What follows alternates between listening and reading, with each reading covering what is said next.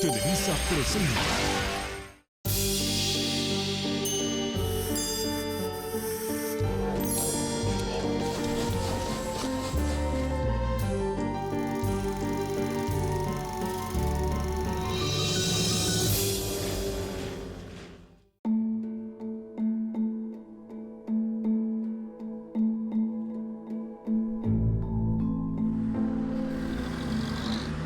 En la década de los años 20 comienza en México un período de pacificación y reconstrucción nacional después de 10 años de guerra civil. Álvaro Obregón llega a la presidencia de la República y así da inicio la consolidación del Estado mexicano. También se vive un auténtico renacimiento cultural y su manifestación más notable es el muralismo, representado principalmente por Diego Rivera, José Clemente Orozco y más tarde por David Alfaro Siqueiros. Por primera vez se da una relación muy estrecha entre un movimiento artístico y una sociedad en transformación. Al mismo tiempo comienza a crearse el mito de la Revolución Mexicana. En esta década de cambios nace Luis Echeverría Álvarez el 17 de enero de 1922 en la Ciudad de México. Sus padres fueron Rodolfo Echeverría Esparza y Catalina Álvarez Gallú. De orígenes modestos, el abuelo paterno, Francisco de Pablo Echeverría, llegó a ser médico militar en el Ejército Liberal Juarista. Mi padre era un modesto burócrata federal que junto con mi madre, una esforzada mujer mexicana, tenía ilusión que los hijos estudiaran. Todos los esfuerzos y ahorros fue para que estudiáramos. Entonces, una gran constancia, una unidad familiar inquebrantable, una gran religiosidad de mi madre, que creía profundamente en la Virgen de Lourdes, y mi padre, que era un hombre muy liberal, profundamente liberal. Entre 1931 y 1933, la familia se traslada a vivir a Ciudad Victoria, Tamaulipas, donde el padre trabaja como pagador del ejército. Es allí donde, de niño, Luis Echeverría se encuentra por primera vez con un hombre que en el futuro será fundamental en su vida. El teniente coronel Rodolfo Sánchez Taboada era el oficial mayor de la guarnición de la plaza en Ciudad Victoria. Se pusieron de acuerdo para hacer unas canchas de tenis y yo quería comprarme una bicicleta. Entonces puse unos barriles de vidrio con agua de limón en las canchas de tenis, a los cuales iban muchachos y muchachas de Victoria, y les vendía 5 centavos el vaso de agua de limón. En 1934, Luis Echeverría vuelve con su familia a la Ciudad de México para cursar el 6º año de primaria. Hubo una función de cine en el Cine Balmori, en la avenida Álvaro Obregón. Asistimos todos los alumnos de la escuela y ahí fue cuando por primera vez lo vi y me impresionó muchísimo. Lo vi de lejos, pues me gustó, ¿no? Se me hizo un niño muy diferente y muy a mi gusto. De niña y de joven siempre me llamaron la atención los hombres que tenían tipo de intelectuales. En diciembre de 1934, Lázaro Cárdenas asume la presidencia de la República y poco después, el padre de Luis Echeverría llega a desempeñar un cargo en la tesorería de la Federación. La imagen que el pueblo se hace del general Cárdenas, el nacionalismo que impulsó en el país y su simpatía por las corrientes de izquierda, contribuyen a formar el mito que Luis Echeverría querrá emular en el futuro. Ya desde niño soñaba con el poder. Rodolfo Echeverría, el hermano, me decía que cuando eran niños jugaban a cambiar de banda del presidente. Y que Luis Echeverría, niño, jugaba a quitarse o ponerse la banda del nuevo presidente. Ya desde que fuimos novios, doña Catalina y él habían decidido que él sería presidente de la República y así que él hablaba ya como futuro presidente y él lo tenía ya programado, ¿no? En abril de 1936, Cárdenas envía a Calles al exilio y elimina para siempre el poder tras la silla presidencial. En esa época, Luis Echeverría estudia en la escuela secundaria número 3. Al poco tiempo entabla amistad con la palomilla de la Colonia del Valle. Entre sus amigos estaban el futuro pintor Ricardo Martínez y José López Portillo, quien años después sería su sucesor en la silla presidencial. Era sensible, tenía conmigo la pasión por México, teníamos muchas afinidades, nos gustaba a los dos leer a La Suave Patria. Patria, tu mutilado territorio se viste de percal y de abalorio. Suave patria, tu casa todavía es tan grande que el tren va por la vía como aguinaldo de juguetería. En 1938, Luis Echeverría ingresa a la Escuela Nacional Preparatoria de San Ildefonso. Es la época de auge del cardenismo y es entonces cuando realiza sus primeros viajes para conocer el país en compañía de su amigo José López Portillo. Éramos excursionistas y decidimos hacer una excursión por la ruta de Cortés, ni más ni menos, de Veracruz a México.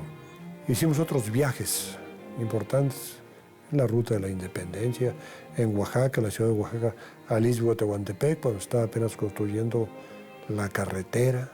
Fuimos a los volcanes, en fin. Por esos tiempos también asiste a la Universidad Obrera fundada por Vicente Lombardo Toledano.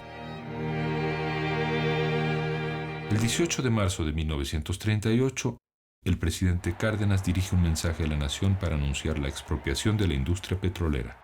Se trata de un caso evidente y claro que obliga al gobierno a aplicar la ley de expropiación en vigor, no solo para someter a las empresas petroleras a la obediencia, sino porque habiendo... El 22, con los alumnos de la Escuela Nacional Preparatoria al frente, los estudiantes universitarios realizan una gran manifestación de apoyo a Cárdenas.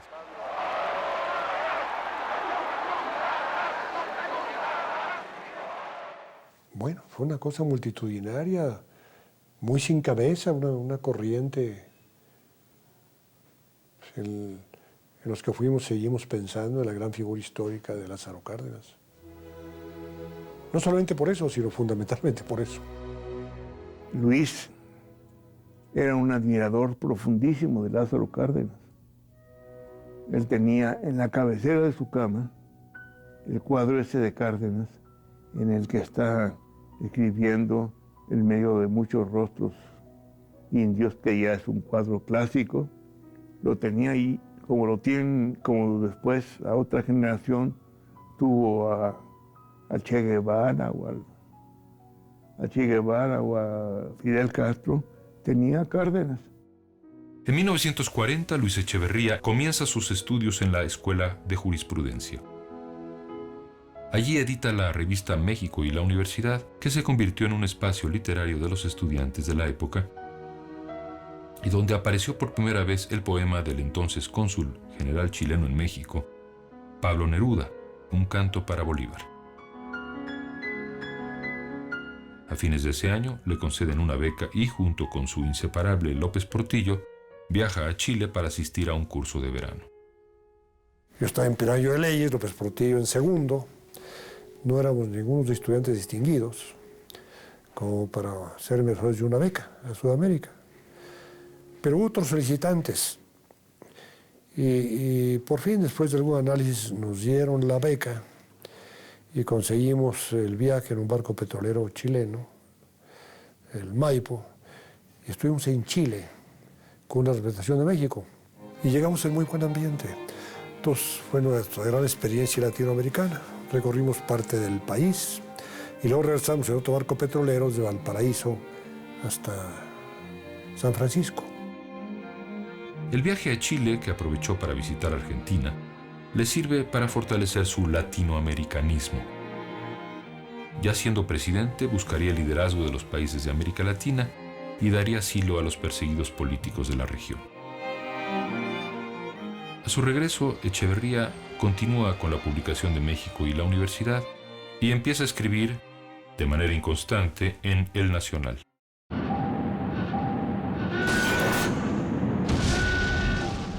Meses después de que México entrara a la Segunda Guerra Mundial, el joven Echeverría participa en las brigadas que organizó Isidro Fabela. Apareció un pizarrón un día en la Escuela de Leyes, poco después de la declaración de estado de guerra en México, diciendo que el gobernador del Estado de México, Isidro Fabela, invitaba a un grupo de estudiantes para que explicáramos en los municipios lo que era el estado de guerra y la lucha por la democracia. Entonces se hicieron dos grupos y fuimos a distintos municipios, y a veces en los kioscos municipales o en las presidencias municipales hablamos con gente que convocaban, pues, con una gran emoción y con nuestra convicción de jóvenes demócratas. Gracias a su experiencia con las brigadas de Isidro Fabela, gran diplomático, Luis Echeverría va inclinando su interés hacia el derecho internacional y escribe entonces un ensayo titulado El sistema de equilibrio de poder y la sociedad de las naciones. El trabajo está dedicado al maestro Fabela y lo presentó como tesis para obtener el título de licenciado en Derecho. El joven abogado mantendría latente el interés por el tema y años después le otorgaría una atención preponderante. A lo largo de todos estos años han ido configurándose las bases de lo que bien podría llegar a ser una Carta de los Derechos y Deberes Económicos de los Estados, complementaria de la Declaración Universal de los Derechos del Hombre. Mientras estudiaba en la Escuela Nacional Preparatoria de San Ildefonso, Luis Echeverría fundó un grupo para defender y restaurar los frescos de Orozco, que habían sido dañados por grupos de jóvenes. Desde aquella época comienza a manifestar su pasión por el nacionalismo y sus representaciones. En la Escuela de Derecho vuelve a encontrarse con Guadalupe Rivera, la hija de Diego y Lupe Marín, con quien tiene un breve noviazgo. Por este motivo, visita de vez en cuando la casa de Coyoacán, donde el pintor vive con Frida Kahlo. En una reunión de las que se hacían en casa de los pintores, se encuentra por primera vez con María Esther Zuno. Él se enamoró de una muchacha, María Esther, porque vestía a la mexicana. Y bueno, la hizo su novia y se casó con ella. En los años 20, el padre de la joven, don José Guadalupe Zuno, quien además de sus actividades políticas en Guadalajara tenía cierta vocación artística, asistía con su esposa a los encuentros del llamado Centro Bohemio, donde coincidían el doctor Atl y David Alfaro Siqueiros. Entonces el destino quiso que nos encontramos en la calle 2 veces, María Esther y yo. La fui a ver a su casa, me hice amigo de la familia. Entonces ya comencé a ir a algunas cacerías, algunas excursiones con uno de los hermanos, con el propio licenciado Zuno. Y noviazgo nunca hubo. Yo andaba enamorado, no muy aceptado por la joven, pero un día decidimos casarnos al día siguiente. Por eso no hay fotografías. Bueno, había unos 8 hijos. Y la jovencita ahí pues, iba a ser la esposa del presidente. Pues yo era estudiante, no había recibido. Eso se lo he agradecido siempre, ¿verdad? No fue un matrimonio en que hubiera nada, yo ser un buen partido, ni adinerado, era un estudiante muy bruja, ¿verdad? Pues fue, a lo mejor fue intuición femenina. Se entendían muy bien porque María Esther tenía la misma ideología que él. Quizá María Esther era más revolucionaria que Luis Echeverría, porque don José Guadalupe Zuno se formó en la revolución, peleó en la revolución y lo conocí muchísimo. Siempre hablaba de revolución y fue realmente en Guadalajara el prototipo del gobernador revolucionario. Luis Echeverría y María Esther Zuno se casaron el 2 de enero de 1945. Yo fui 3 días de viaje de bolsa a Cuernavaca y en lugar de una semana le dije, me regreso, vámonos, para hacer la tesis profesional. Ya, pues, lo recibí. Pues así hay que hacer las cosas en la vida, si no, te entumes. No son escolares. Cuando la familia se mudó a la casa de San Jerónimo en 1955, La señora María Esther organizó una granja con la ayuda de sus hijos mayores que vendía sus productos a los vecinos del rumbo. La granja cerró en 1965 cuando Echeverría era secretario de Gobernación. La gente criticaba que la esposa del secretario de Gobernación trabajara en la granja, trabajara con animales, pero es un trabajo muy importante, interesante, educativo, sí, y productivo.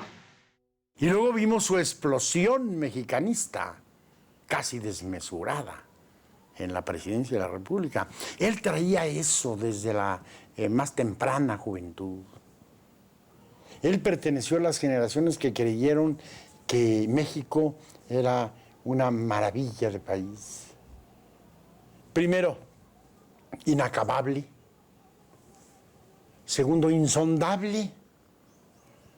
Y tercero, irremediable en la medida en que no podía tener remedio porque no necesitaba ningún remedio. Esto ya era la gloria. Si la revolución terminó por convertirse en el gran mito del siglo XX mexicano, no fue solo por la traumática experiencia de sus años de guerra, el atractivo romántico de sus caudillos, sino por un rasgo específico, su originalidad cultural. Como la planta del maguey, la revolución nació y se nutrió de la tierra de México. Desde su época de estudiante, Luis Echeverría vivió dentro de ese mito y en octubre de 1945 participó en un congreso de crítica de la Revolución Mexicana que buscaba una vuelta al origen de esa misma revolución. Entonces planteamos, como ahora muchos lo hacen, la necesidad de la vuelta a las raíces de la Revolución Mexicana, la reacción que hubo contra la situación semifeudal en los grandes latifundios que venían desde la colonia y que no obstante la reforma agraria había que continuar, como después se continuó hasta cierto punto, en la creación de ejidos y pequeñas propiedades y protección de los rancheros auténticos.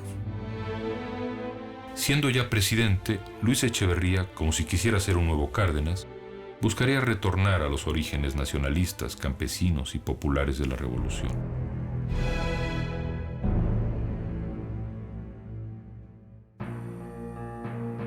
Ante el mapa del territorio mexicano perdido durante el siglo pasado, Echeverría dice haber descubierto su vocación política.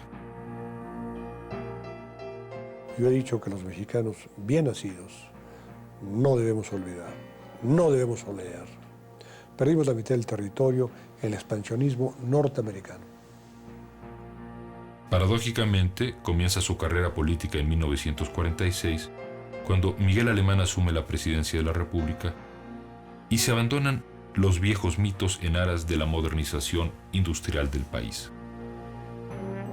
Entonces hubo todas esas inquietudes, de tal manera que cuando yo me recibí, pues quise entrar a actividades políticas. Fue cuando le fui a pedir a Sánchez Taboada trabajo, y me lo dio, y eso decidió todo. Le dije, señor, yo quería saludarlo, le di mi nombre, y me dice, usted es aquel muchacho que nos vendía agua de limón en el tenis, que iba con el pagador Echeverría. Sí, señor. ¿Y ahora qué hace? Le dije, pues ya me casé, yo soy abogado, ya tengo un hijo. Y me dijo, ¿qué quiere? Le dije, trabajar con usted. Y eso decidió mi vida. Días después de la toma de posesión de Miguel Alemán, el general Sánchez Taboada es nombrado presidente del Comité Central Ejecutivo del PRI. Y más adelante, Echeverría se convierte en su secretario particular. Él era un secretario particular muy eficiente porque Luis Echeverría siempre fue muy trabajador, pero no tuvo mayor presencia. Porque en rigor Echeverría no intervenía en muchas cosas que correspondían a la acción política del partido, ni tampoco a las aportaciones de tipo ideológico, podríamos decir, ¿verdad?, de ideas. En 1949, sin dejar la secretaría particular, trabaja como encargado de prensa del PRI. Sus actividades políticas lo llevan a presidir algunos actos cívicos y conmemoraciones. También participa como delegado del partido en los procesos electorales de algunos estados y a partir de noviembre de 1951 se integra a la campaña presidencial de Adolfo Ruiz Cortines. Ruiz Cortines nombra secretario de Marina a Sánchez Taboada. Echeverría renuncia a su puesto en el PRI y se va a trabajar con el general. En 55, tras la muerte de Sánchez Taboada, Ruiz Cortines manda a llamar al joven abogado y lo nombra oficial mayor de la Secretaría de Educación Pública. Había problemas muy serios en la Secretaría de Educación. Y le dije, señor, sus instrucciones. Yo quería que me explicara los problemas. Me dijo, mucho tacto y discreción. Hasta luego. Echeverría llega a trabajar a la Secretaría de Educación Pública sin tener lazos con el secretario José Ángel Ceniceros y su grupo. Comienza por imponer una disciplina de trabajo inusitada y además, contra los usos y costumbres de la política mexicana, no participa en las reuniones extralaborales de los funcionarios.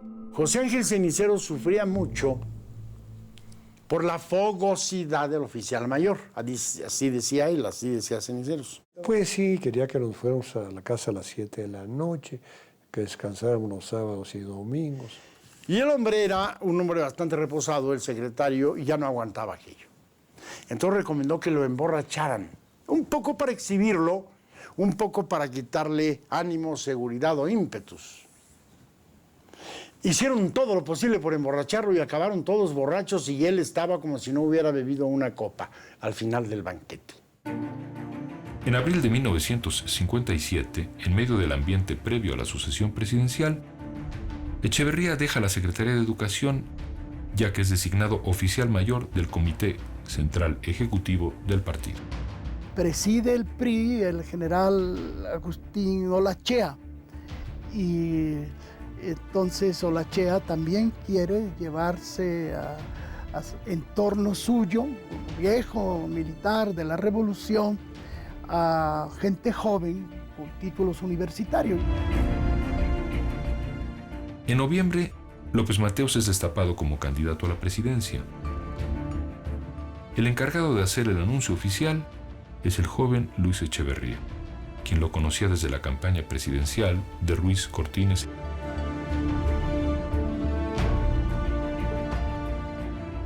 Echeverría, ante Adolfo López Mateos, que era un hombre con un estilo intelectual no muy apegado, pienso yo, a los detalles y a las cosas, y que había sido vasconcelista, tiene de pronto a ese colaborador inapreciable en el trabajo intensivo y en la continuidad del trabajo que se llama Luis Echeverría. Yo tomaba nota de todos los acuerdos para la campaña, para las rutas, para los invitados especiales, que probablemente son motivo que al tomar posesión, poco después me nombrará subsecretario de Gobernación. Durante años, Luis Echeverría se dedicó a formar una imagen de sí mismo que le serviría para alcanzar la meta que probablemente se había trazado desde muy joven. Seriedad. ¿Qué sé yo? Institucionalidad. Cumplimiento de los deberes. Uno iba y perdía horas y horas en el billar. Se acercaba a las que parecían cuscas entonces. Se asomaba. Él no. Nada de eso. Nunca lo vi en un jolgorio, vamos. Era un joven muy poco divertido. Al revés de cuando fue presidente de la República. Pero antes de ser presidente, Luis Echeverría era una tumba india.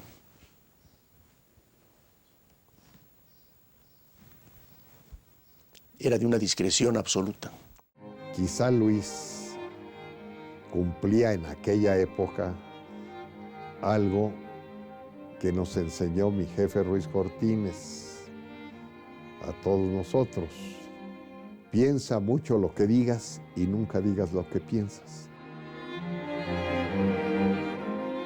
Bueno, digo, Echeverría vivió en una especie de cárcel del silencio, en una autodisciplina terrible, cuya primera formulación es que no le gustaba hablar con nadie. Echeverría ni siquiera hacía vida social, no le gustaba la vida social. Echeverría, como él le dijo alguna vez a un amigo mío, se ganó todos sus puestos detrás de su escritorio. Yo pienso que sus principales cualidades fueron esas, ¿verdad? la discreción, la astucia y la constancia.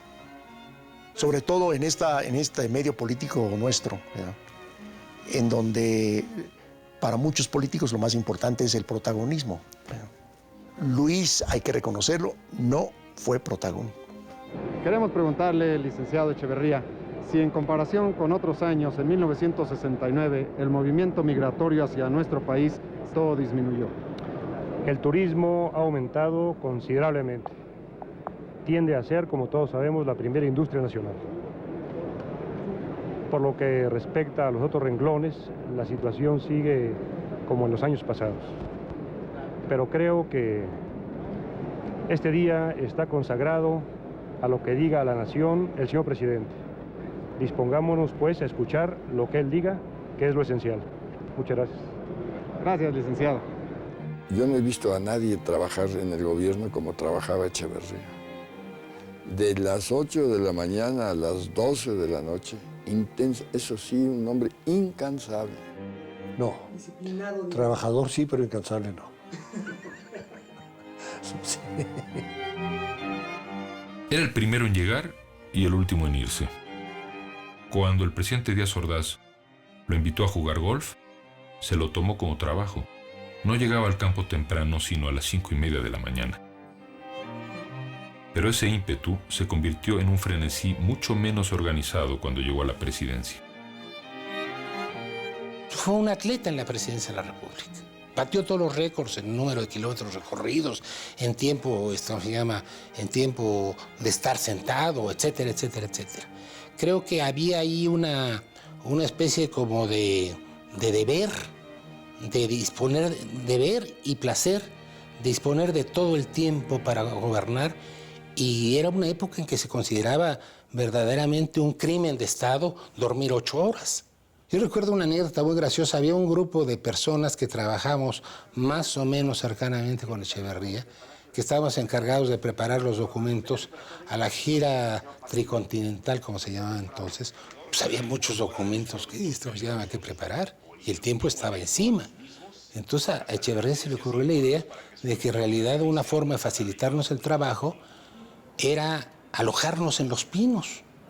Y entonces, efectivamente, un buen día nos dijo, yo creo que la idea es que se queden ustedes aquí, para que no tengan distracciones ni molestias. Y entonces, bueno, pues nos acuarteló, porque no encuentro otra palabra para decirlo. Nos dejaron ahí una semana o 10 días, en una situación bastante graciosa, porque nuestras mujeres nos iban a llevar ropa como si estuviéramos detenidos. A veces Echeverría se levantaba de la última sesión a las 2 de la mañana y a las 8 de la mañana estaba de regreso con múltiples planes, novedades, iniciativas, después de haber jugado tenis 1 hora. Cosa que frecuentemente hacía con algunos de sus secretarios. Entonces los secretarios que tenían 20, 30 años menos que él, estaban verdaderamente como zombies en las mañanas. Compañero.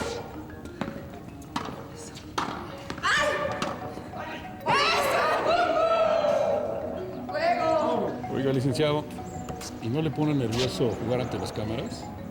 Ay. Siempre me pusieron nervioso las cámaras, sobre todo la de diputados.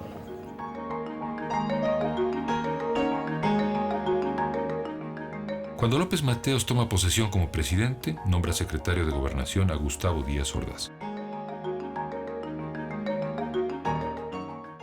Me fue a Bucareli, el señor secretario Díaz Ordaz, sin pararse el cuello, sino con mucha autenticidad y lealtad al presidente. Me dijo, me ordena el señor presidente López Mateos invitarlo a que sea subsecretario. Señor, qué honor. En la prensa de aquellos días se comentó el nombramiento como el ascenso meteórico, brillante y seguro de un hombre modesto pero eficaz. Al llegar a Gobernación, Luis Echeverría empieza a moverse dentro de la esfera del poder, que lo llevaría 12 años después a la presidencia. En la subsecretaría, Luis Echeverría atendía los asuntos relacionados con la administración pública del país, población y medios de comunicación. Mientras tanto, Díaz Ordaz se encargaba del control político del país, ya que el presidente López Mateos le cedió en gran medida las riendas del gobierno.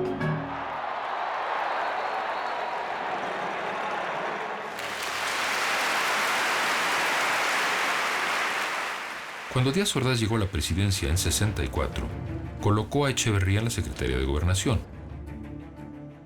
Era el colaborador más joven y, al día siguiente de la toma de posesión, ya estaba a la cabeza del gabinete al ser nombrado titular de la secretaría más poderosa del gobierno. Secretario de Gobernación. Su papel como secretario sería el de ejecutar al pie de la letra las disposiciones del presidente. Y 1960. Tengo la firme convicción de que la Revolución Mexicana da un sólido paso hacia adelante en la iniciación de este sexenio.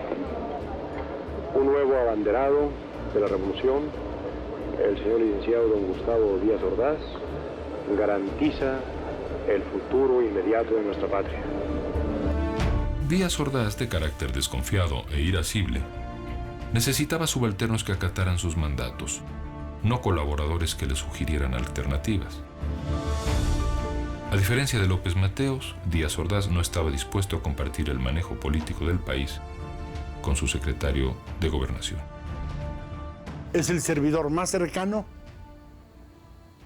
y más obediente que tiene el presidente.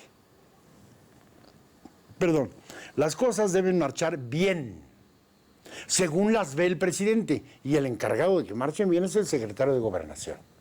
Y siendo presidente Díaz Ordaz, ser secretario de Gobernación era decir sí, señor, a cuanto ordenara el presidente.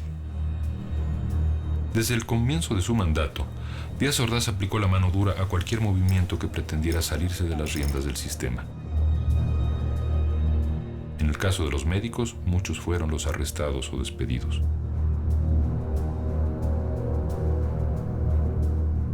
Ante la movilización estudiantil en la Universidad Nicolaita de Michoacán, en los primeros días de octubre de 1966, el secretario de Gobernación minimizó el problema en sus declaraciones a la prensa y aseguró que el conflicto sería resuelto por las autoridades locales. No obstante, unos días después se comunica por vía telefónica con el gobernador de Michoacán, Agustín Arriaga, para informarle que por órdenes del presidente se enviará una unidad del ejército para controlar el problema. La noche del 7 de octubre, el destacamento de paracaidistas marcha a tambor batiente por las calles de la ciudad. Al día siguiente, dispersa un mitin y toma las instalaciones de la universidad. Muchos estudiantes son arrestados. Echeverría, quien al salir de cualquier acuerdo con el presidente hacía parcas y lacónicas declaraciones a la prensa, tuvo finalmente una participación destacada con el discurso que pronunció en Querétaro al celebrarse el 50 aniversario de la Constitución en febrero de 1967. Con el decreto constitucional Y México, firme en la línea trazada en Querétaro y enriquecida por los gobiernos de este medio siglo, en vez de voltear a los flancos, apunta arriba y adelante.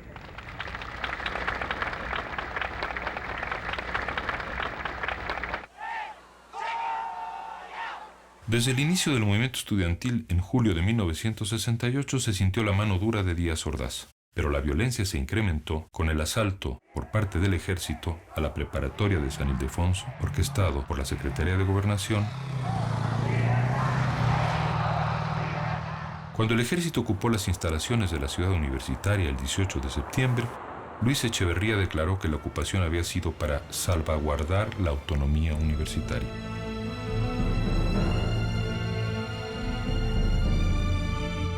Durante aquellas semanas hubo manifestaciones, enfrentamientos con la policía y muchos líderes fueron arrestados. Luis M. Farías, quien fue condiscípulo de Echeverría en la Facultad de Derecho, recuerda que durante el conflicto del 68, cuando él era el jefe de la bancada priista en la Cámara de Diputados, casi nadie hablaba con el presidente, porque a Echeverría le molestaba que lo fuéramos a ver. No vayas a ver al presidente, decía. Se pone muy nervioso. No le cuentes nada, cuéntame todo a mí. Yo le contaba todo, y él tamizaba la información y se la manejaba al presidente. Con el movimiento ya muy golpeado, el Consejo Nacional de Huelga convocó el 2 de octubre a un mitin en la Plaza de las Tres Culturas en Tlatelolco. Había visto durante todo el tiempo a los ganaderos con las ametralladoras a punto. Periodistas y analistas han especulado que la escalada de la represión se explica, en cierta medida, por el manejo de la información que le llegaba al presidente desde la Secretaría de Gobernación. Aislado y paranoico, Díaz Ordaz había terminado por creer que el movimiento estudiantil era manejado todo desde el extranjero. Según estas versiones, Echeverría alimentó esa paranoia a través de los informes que entregaba al presidente y acató sin titubear sus órdenes para asegurarse así su confianza y colocarse como su posible sucesor.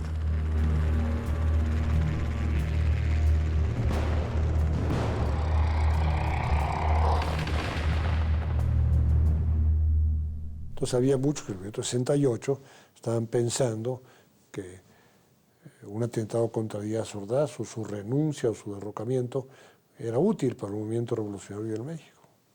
Eso fue. Yo quiero hablar con objetividad, ¿verdad? Yo no dudo la sinceridad de espíritu de sacrificio de muchos de ellos, inclusive. Estaban pensando la inestabilidad del presidente, ¿verdad? Sin duda alguna. Probablemente es cierto que no tuvo que ver en esas órdenes atroces. Probablemente es cierto que tuvo algo que ver porque era el secretario de Gobernación, pero el mandato original era de Díaz Ordaz. Esto sí. Por mi parte, asumo íntegramente la responsabilidad personal, ética, social, jurídica, política e histórica por las decisiones del gobierno en relación con los sucesos del año pasado. Con estas declaraciones, un mes antes del destape, Díaz Ordaz abría la puerta de la presidencia de la República a Luis Echeverría Álvarez. El propio Echeverría me ha contado que lo supo 3 meses antes de que se hiciera el destape. Cuando a mí me dijo, después de muchas investigaciones con los sectores del partido, que yo iba a ser candidato del partido, cuando comenzó a decirme, ¿y está usted listo? Estoy listo, señor.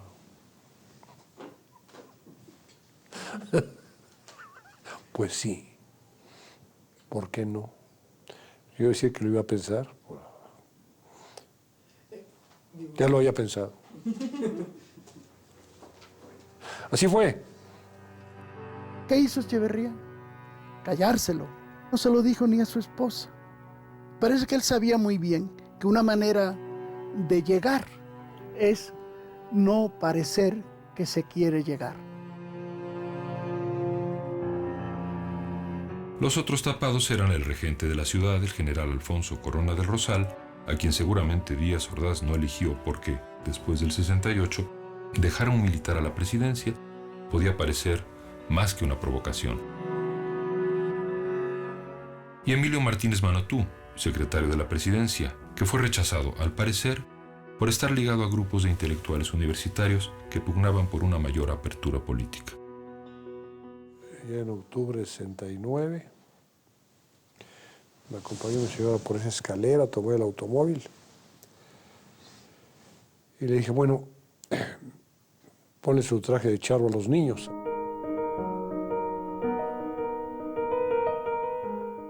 El destape era a las 11 o 12 de la mañana. Me dijo, ya, le dije, ya, a trabajar. Me dijo, a trabajar. Me vine a las 2 de la tarde y estaba todo esto lleno de gente. Todo. Ahí son estos fenómenos políticos. Ya yo era a partir de ese momento el mejor hombre. Así pasa.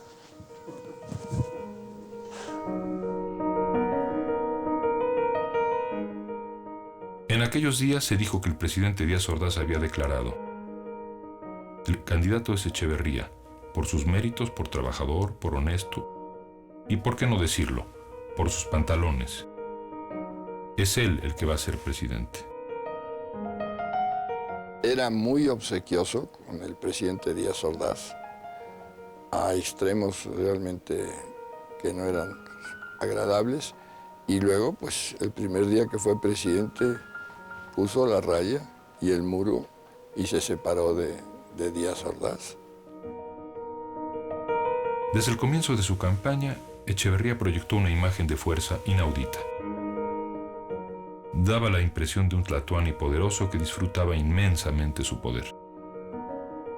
Sin perder un ápice de la gravedad de su investidura, reía a carcajadas y palmeaba en la espalda a sus invitados. A todos los conocía por nombre, apellido y trayectoria. Esa había sido una de sus funciones en la Secretaría de Gobernación. En cambio, a él nadie lo conocía de verdad. El mismo Díaz Ordaz se sorprendió del sucesor que había elegido. Yo tuve oposición y ya nunca cruzamos palabra. Y luego, él contaba que todos los días, al rasurarse frente al espejo, decía con otra palabra: tarugo, tarugo, tarugo. Y le preguntaron amigos, ¿por qué? Porque el candidato fue Echeverría. Una cosa muy chistosa.